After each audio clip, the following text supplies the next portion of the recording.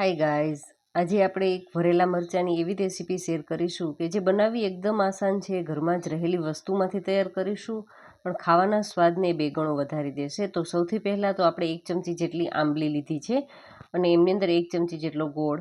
આ બંને વસ્તુને આપણે લગભગ અડધી કલાક માટે પલાળીને રાખવાની છે. તો અડધો ગ્લાસ પાણી છે એમની અંદર એડ કરી દેશું અને અડધી કલાક માટે આપણે એમને ઢાંકી અને રાખી દઈશું પલળવા માટે. એટલે જે બંને મિશ્રણ છે એ સારી રીતે સોફ્ટ થઈ જાય અને એમનું સિરપ રેડી થઈ જાય.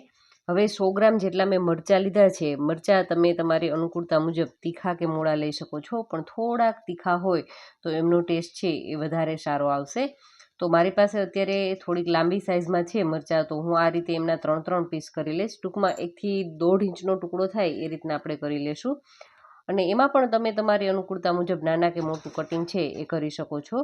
અને હવે એમને સાઈડ પર રાખી દઈએ અને એક લોઢીની અંદર 1 ચમચી જેટલું આખું જીરું લીધું છે, 1 ચમચી જેટલી વરિયાળી લેવાની છે અને 1 ચમચી જેટલા ધાણા લીધા છે. હવે આ ત્રણેય મિશ્રણને આપણે શેકવાનું છે. તો લગભગ 1 થી 1.5 મિનિટ માટે આ રીતે આપણે એમને ડ્રાય રોસ્ટ જ કરીશું અને એકદમ લો ટુ મીડિયમ ફ્લેમની ઉપર કૂક થવા દેશું. અને હળવું એવું કૂક થાય ત્યારબાદ આપણે બીજું મિશ્રણ છે એમની અંદર એડ કરવાનું છે. તો એમને શેકાતા વાર ન લાગે. ચણા છે, આ મેં દાળિયા લીધા છે, જે શેકેલા ચણા આવે છે. એ તમારી પાસે દાળિયાની મૂળી દાળ હોય તો એ પણ લઈ શકો છો, પણ માત્ર આપણે એમાં જો થોડીક પોચી હોય તો એટલા માટે જ આપણે એમને થોડીક વાર માટે શેકીશું. અને હવે એમની અંદર અડધી ચમચી જેટલા રાઈના કુરિયા લીધા છે, જેને મસ્ટર્ડ દાળ કહેવામાં આવે છે, એ લેવાની છે. અને એને સાવ લાસ્ટમાં આપણે આ રીતે ઉમેરીશું અને બસ હલાવી અને ગેસની ફ્લેમને આપણે બંધ કરી દઈશું. વધારે વાર કૂક થવા દેશું તો એ દાજી જશે. તો બસ આ રીતનો ધુમાડો દેખાવા લાગે તો એ પરફેક્ટ છે કે આપણું આ બધું મિશ્રણ છે એ સારી રીતે કૂક થઈ ગયું છે.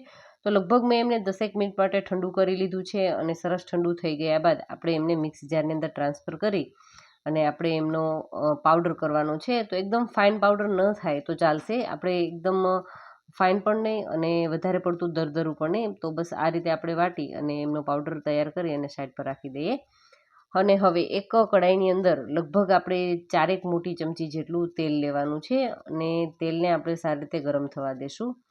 અને તેલ છે એ તમારે ઘરની અંદર જે ખવાતું હોય એ લઈ શકો છો, પણ આમની અંદર સિંગ તેલ હોય તો વધારે એમનો ટેસ્ટ છે સારો આવશે.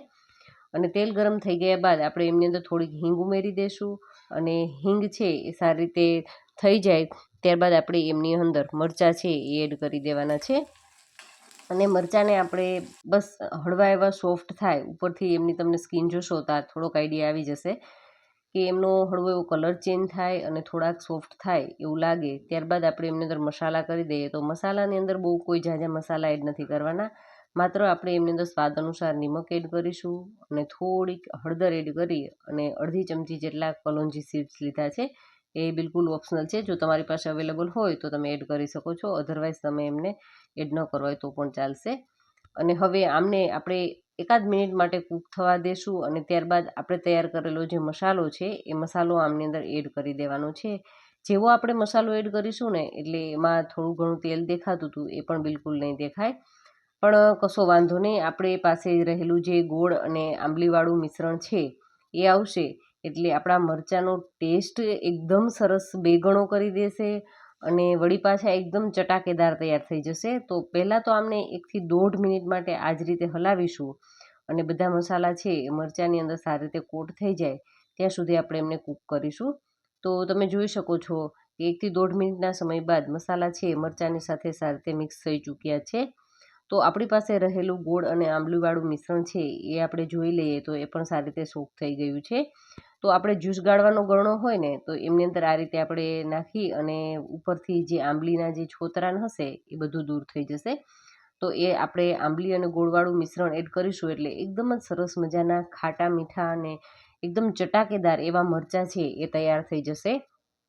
તમે કદાચ તમારી ઘરે ક્યારેક શાક ન હોય, કોઈ શાકભાજી બનાવવા માટે કંઈ શાક ઘરમાં ન હોય, તો તમે માત્ર આ મસાલાવાળા મરચાં છે એ તૈયાર કરશો તો મિનિટોની અંદર તૈયાર થઈ જશે. કોઈ ઝાઝી ઝંઝટ નથી. તમે જોયું ને કે બિલકુલ આસાનીથી એકદમ ઝટપટ અને લગભગ દરેકના ઘરમાં હોય એવી જ વસ્તુથી આપણા સરસ મજાના મરચાં છે એ રેડી થઈ ચૂક્યા છે. તો આજનો વિડીયો તમને થોડોક પણ સારો લાગ્યો હોય તો વિડીયોને લાઇક ચોક્કસથી કરજો અને તમારા ફ્રેન્ડ્સ અને ફેમિલી જોડે શેર પણ કરજો. Thank you for watching this videos.